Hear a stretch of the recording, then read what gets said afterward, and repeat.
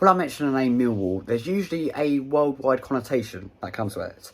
You know, you look on videos on YouTube of fans fighting and massive brawls and hooliganism. Well, we're not in the 1980s anymore, we're in 2025.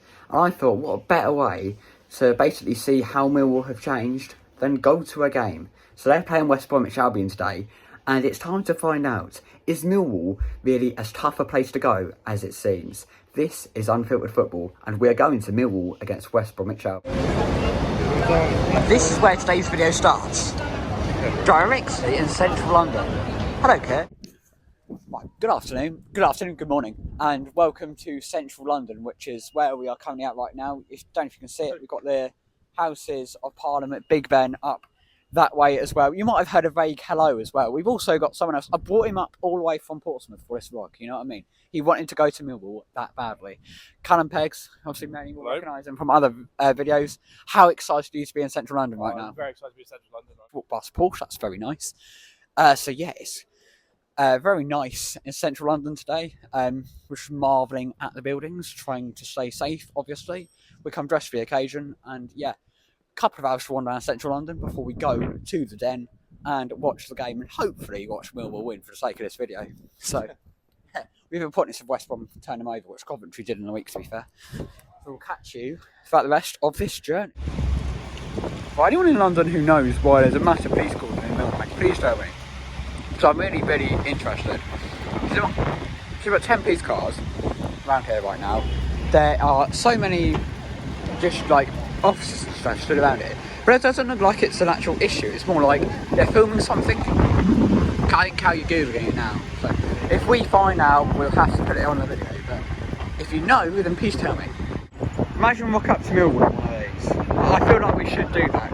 Why not? We are Trafalgar Square. We're turning this into a bit of a London travel vlog, but I think there's a protest on, so they've shut a lot of that stuff off as well. Hello, Carl. Right. How much are you enjoying this? I'm enjoying it a lot. That's amazing. So yeah, here we are.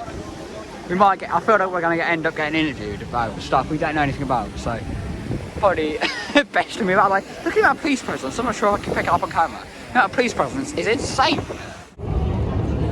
Westminster may be my new favourite tube station. I mean, look at this. This is an architectural masterpiece. It's basically the Death Star.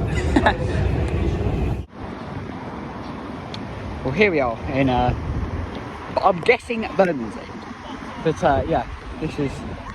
I'm currently walking to the stadium about 15 minutes or so away now, and yeah, exciting. Now, Alex Neil's the Millwall manager. That is Alex Neil, estate agents. Talk about craziness. Spooky Halloween season, isn't it? To be fair. Carl's loving it. So as you can see, I'm maybe acting a bit like a tourist here, but the buildings actually look really nice around here. This is seemingly a very nice part of London there. Over here. I'm not sure about this bridge, but I think we'll cross over anyway. This will be fun.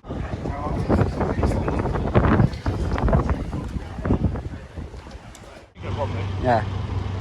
Got hay out for the horses. There's your police horse van. Is it the final one we'll see today?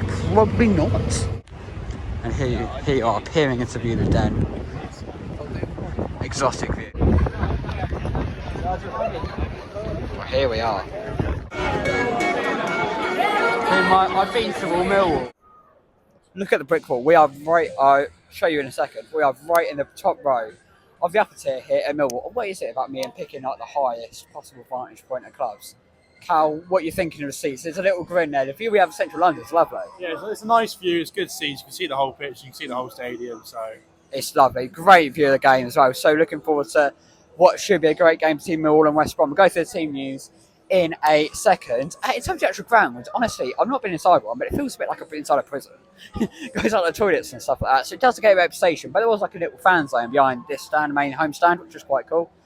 So yeah, it kind of lives up to its reputation in a way, but it also does have a bit of a modern, family-friendly feel to it. So that's interesting. And yeah, we will hopefully look forward to a good game.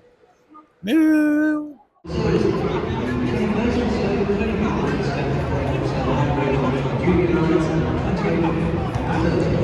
Central London right up there as well.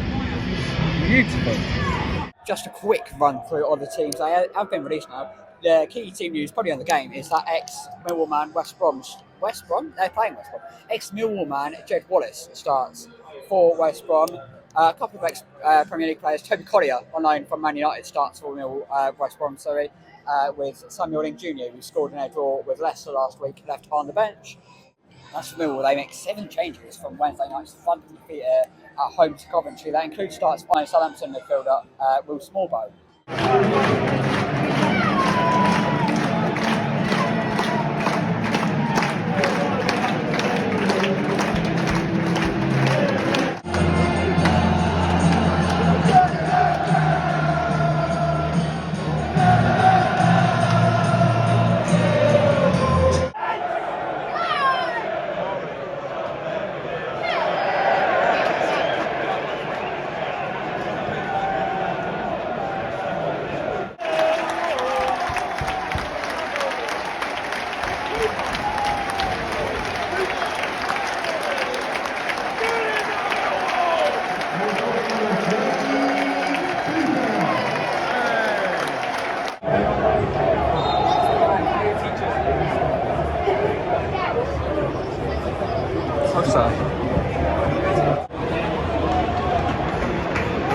That is definitely the rowdy section of space.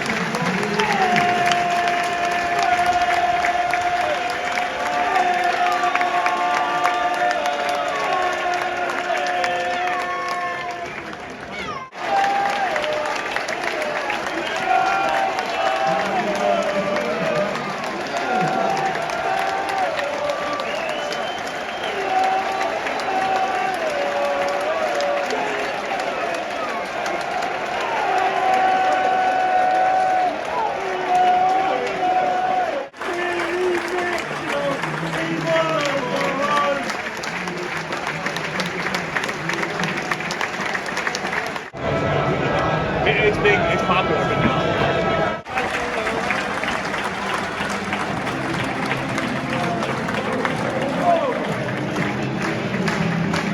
Just like that, we are back home. Got back home very safely, very easily in the end. So kudos to Millwall for that. In terms of the stadium first, let's kick the box out. In terms of the stadium first, the Den. I mean, I mentioned it during the vlog. I think it's a very inside. It's old, and to be honest, the stadium is actually very dated as such.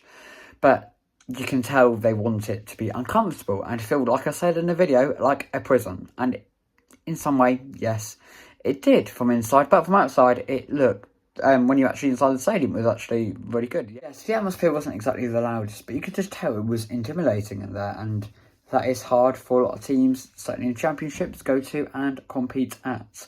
In terms of the game overall, I mean, Millwall used that to their advantage, didn't they? I mean, anyone coming into the game would have probably expected a West Brom win, but, you know, this is a championship, and you've got to expect the unexpected in this league. So therefore, Millwall were fantastic. West Brom looked really poor. And it's a weird little quirk. The last 3 games I've done have all ended 3-0 to the home team. It's similar to Charlton Blackburn last weekend in a way, in the sense of the Millwall looked fantastic. But West Brom were kind of poor. And to be honest, this table is wide open, with Pompey beating Middlesbrough on Saturday. Another side, obviously, who were flying high at the start of the season. The top gang is the weekend.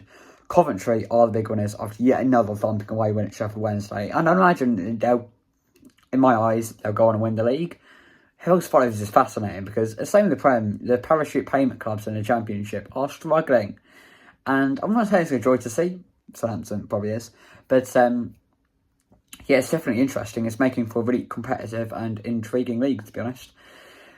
So yeah, that is where this week's video is going to wrap up. International break next week, but it still doesn't matter because we are going to a club football match as long as it doesn't get postponed due to international commitments. More on that will be revealed later in the week. But at the moment, I'd like to thank you for watching. Please like, comment, subscribe. Really impressed with all the engagement and stuff recently, so keep that going would be amazing. Please help me out. You know, maybe I can upgrade from the grey look. Let's just notice that. Yeah, like, comment, subscribe, and I'll see you next week. Adios.